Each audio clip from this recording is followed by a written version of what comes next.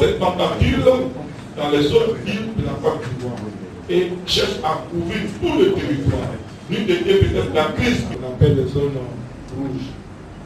Alors, au niveau départemental, nous avons le bureau de coordination qui veille sur le bon déroulement de toutes les activités en tant que comité de suivi dans le département. Alors, le bureau de coordination est composé de représentants du procureur et du président du tribunal, de représentants de la préfecture, de représentants du maire, des représentants des autorités locales, de représentants du bureau des sections de l'ONG dans le département, section des femmes et des hommes. Vous voyez, dans les sections en force, l'ONG travaille avec les personnalités, même ceux qui dirigent, qui tiennent les villes.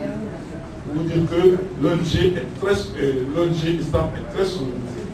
Alors, l'année 2007 a mené des actions contre le VIH-Sida, cette pandémie que vous savez tous, qui est en train aussi de prendre l'ampleur.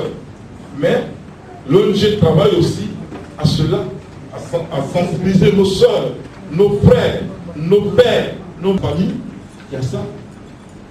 Et lorsque vous avez un membre, votre fils ou une soeur, il y a ça, vous êtes affecté. Vous êtes plus malade même que celui qui a atteint.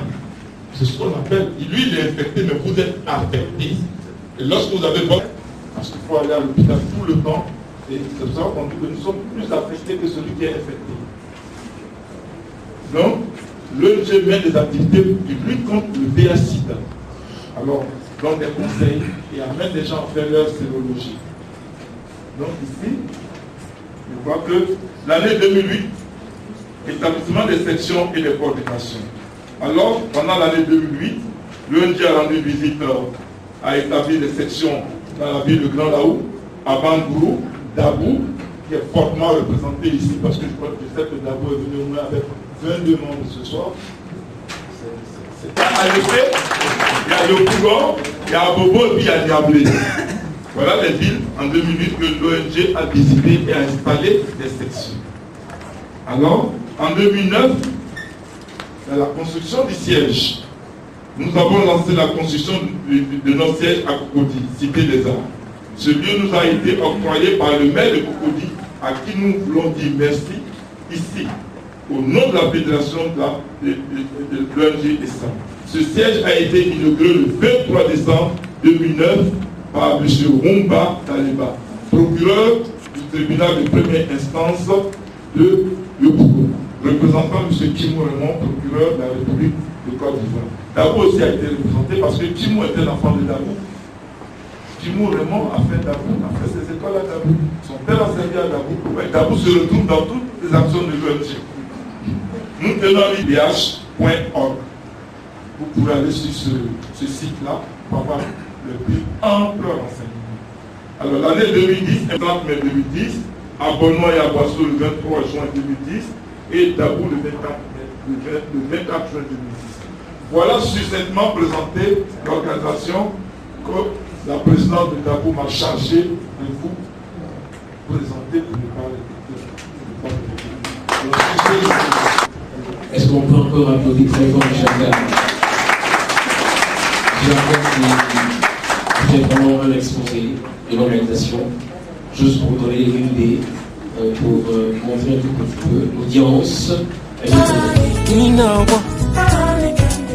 nous saluons la présence de M. Bamba. M. Bamba qui fait partie des invités d'honneur, je vous demande d'applaudir.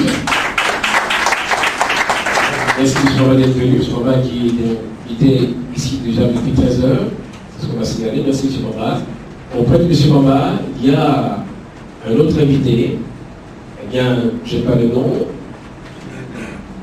mais après le renseignement, c'est une invitation, un collaborateur, M. Bamba. M. Didier Janvier, que je vous demande d'applaudir, mesdames et messieurs.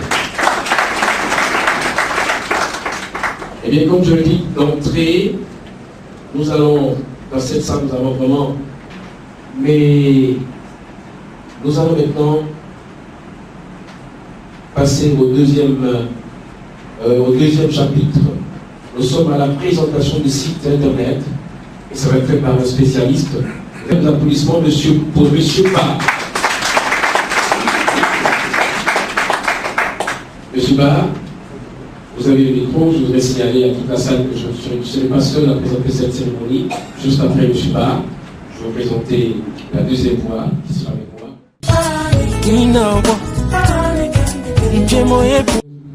De réaliser le site internet. Et donc c'est ce que nous allons présenter ce soir. Et donc l'adresse a été dite par le précédent orateur, c'est www.fepdh.org. Et donc là, ce qui apparaît à l'écran, c'est la page d'accueil.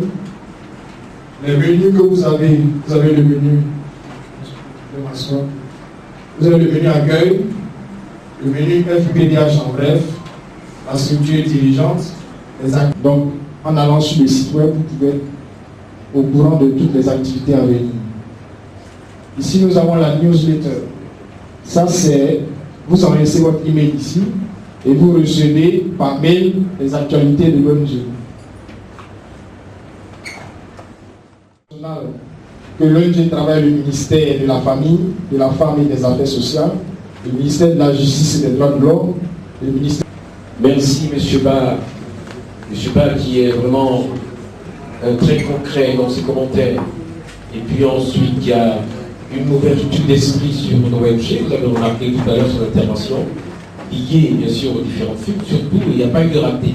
Alors si vous avez constaté qu'il n'y a pas eu de raté, c'est que certains professionnels et l'ONG travaillent avec des hommes avisés. Alors, je voudrais qu'il y ait des applaudissements avisés pour lui. Bien, nous allons maintenant vous amener ici la personne qui va nous exposer sur le trafic humain. Le trafic humain, j'espère que la personne est prête. Je vous demande d'applaudir très fort. Merci Sylvie. Voilà. Eh bien, je vais maintenant appeler Monsieur Edel. Les personnes généralement dépravées ont des pensées à l'envers, des comportements contre nature, qui choquent et perturbent la population, défaillante et criminalisée. En effet, la dépravation des mœurs et le libertinage entraînent la détérioration de la vie morale et la vie humaine. Avec notre négligence, nous enseignons à la nouvelle génération que les femmes ne méritent guère d'être citées parmi les hommes. Car les relations entre l'homme et la femme sont sexualisées. Une société où les rapports sexuels sont déshumanisés, où la vie privée et sacrée sont exposées dans les lieux publics à toute forme de maladie et de violence. Malgré que les femmes luttent par bilan pervers et immoraux, faut que la femme est considérée par l'homme comme une paire de papels de touche. Cette dévalorisation a favorisé les différents actes inhumains qui sont le prosélytisme, l'exploitation des jeunes filles et des femmes dans les hôtels et les maisons closes. Dans certains nightclubs, bars, restaurants, les patrons mettent les jeunes filles à la disposition des clients qui les utilisent pour assouvir toutes leurs fantasmes perverses. En effet, ils obligent ces jeunes filles à se mettre nues. Le plus grave, les rapports sexuels se font sans préservatif. Les filles font la fellation aux hommes jusqu'à avaler leur sperme. Or, nous savons que les spermatozoïdes sont les moyens de propagation du VIH-Sida. Le plus grave et étonnant, cette abomination se fait par certains hauts responsables de la société, mais qui sont irresponsables à lui. Sachez que le succès de la carrière dans la vie professionnelle n'est pas synonyme de la valeur humaine. Cependant,